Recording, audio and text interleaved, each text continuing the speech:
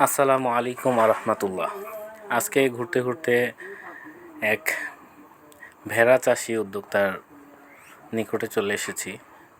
তো তিনি স্বল্প পরিসরে 2টা ভেড়া থেকে পালন শুরু করেন এবং সেখান থেকে এখন বর্তমানে তার প্রায় 25টা ভেড়া হয়ে গেছে। তো এখানে একটা ভেড়ার প্রায় 3 থেকে 4টা ছানা হয়। তো ঘুরতে ঘুরতে হঠাৎ করে তাদের সঙ্গে কথা বললাম। তো তারা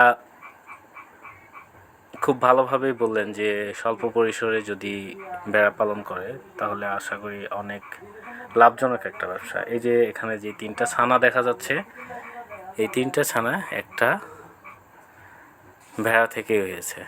তো এটা 3টা 4টা পর্যন্ত ভেড়া হয় একটা থেকেই। তো সকলে ভালো থাকবেন, সুস্থ থাকবেন। আসসালামু আলাইকুম।